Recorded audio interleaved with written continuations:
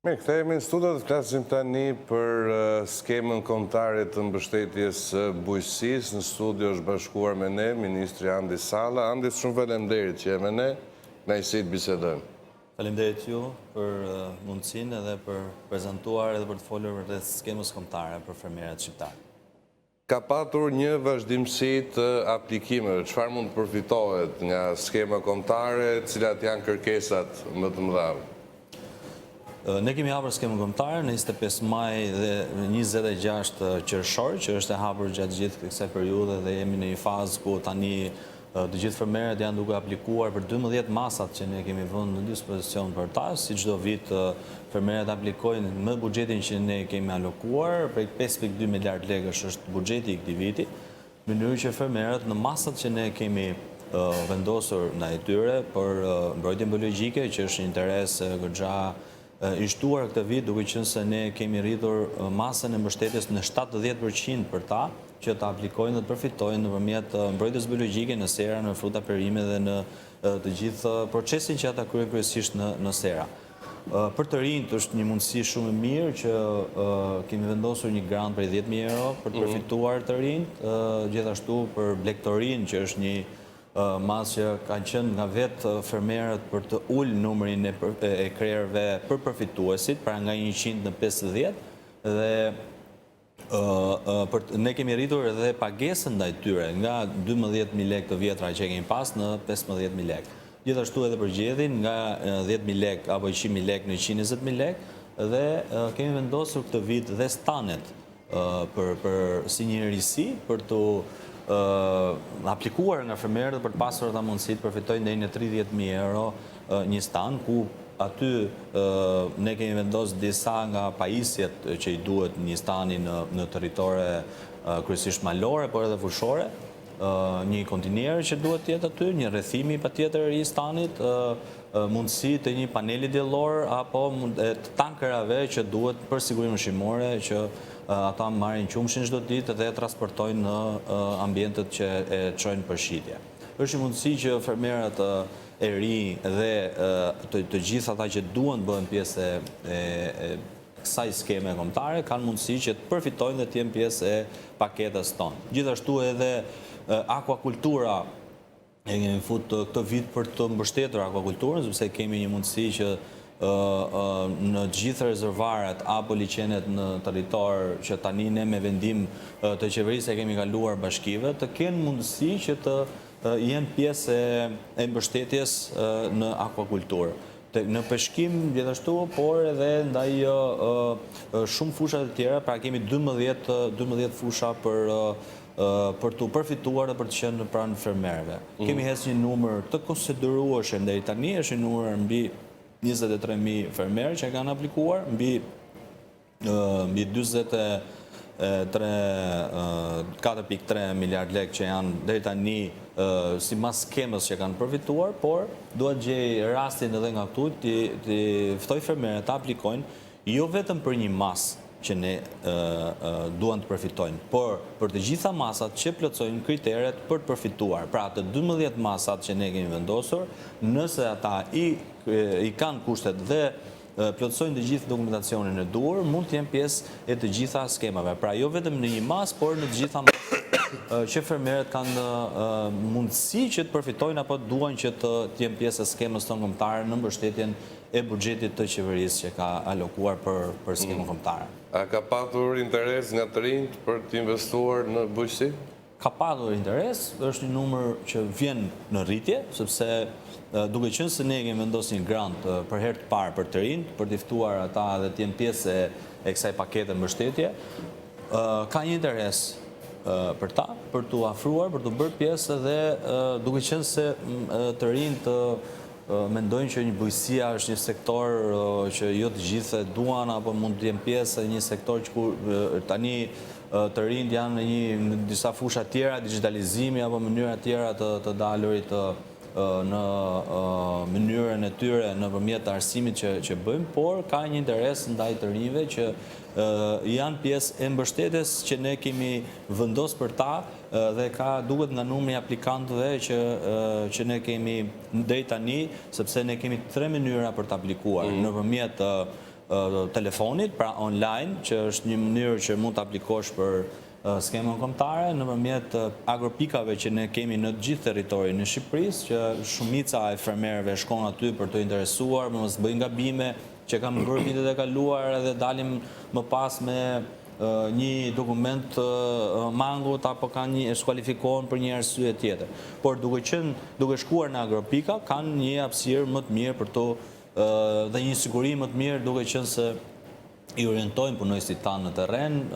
për të aplikuar. Dhe nëpërmjet njësive administrative apo pushtetit vendor që të aplikojnë dhe të jenë edhe ata mënyra për të aplikuar, sepse është më territori më i afërt, mundësia më e mirë për të aplikuar dhe fermerët janë pjesë e këtij sistemi. Pra 3 mënyra për të aplikuar në skemën kombëtare. Po, ka dhe një pjesë që shohin një proces shumë burokratik. Sa është pritshmëria për fituar nga skema? Unë të jap një fakt ku vitin e kaluar,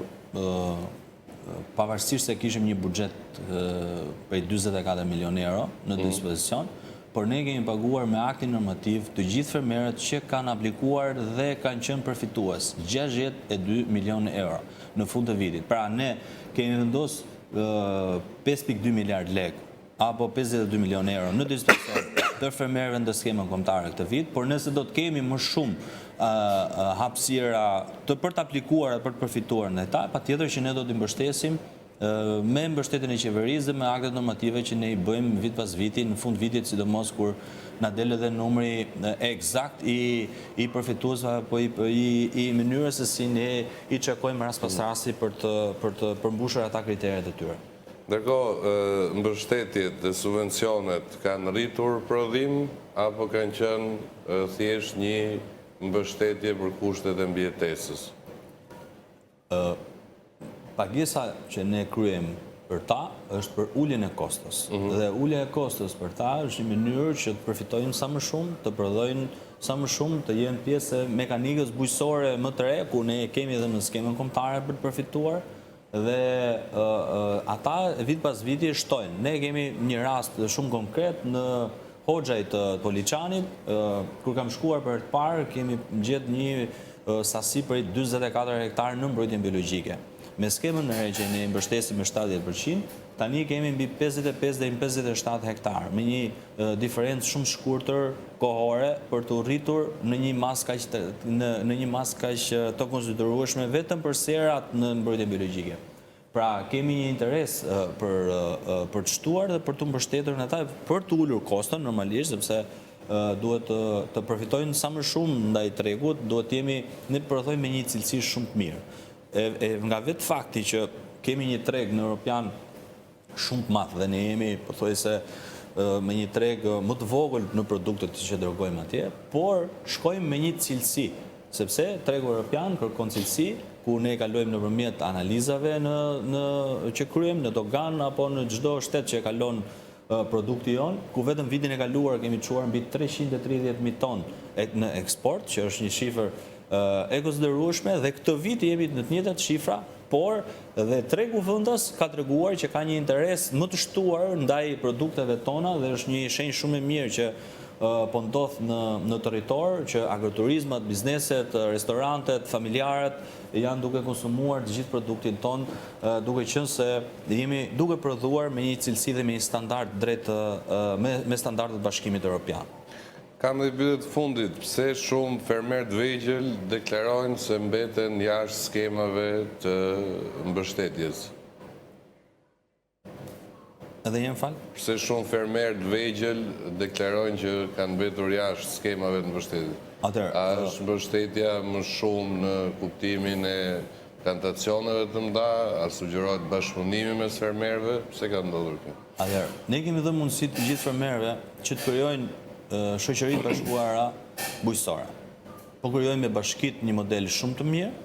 që jemi rast pas rasti mbi 26 bashki deri tani që po krijojmë SHBB-t e bashkuara, ku bashkitë po asistojnë në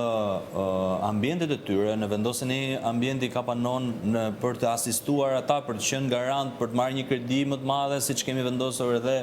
garancinë sovrane që është deri në 2% dhe mund të marrin një kredi deri në 2 milion euro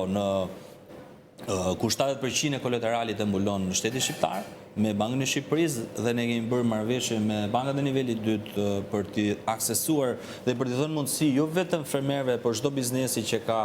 interes për garancinë sovrane të jetë pjesë e mbështetjes nga qeveria, dhe edhe fermerët e vegjël mbështeten nëse bashkohen apo në gjitha skemat që ne kemi, në 12 masat që ne kemi, mund të jenë pjesë e skemës nga 1 metër katror deri në 500 hektar. Ne kemi një skemë gjithëpërfshirëse ku ata mund të jenë pjesë. Por duke qenë se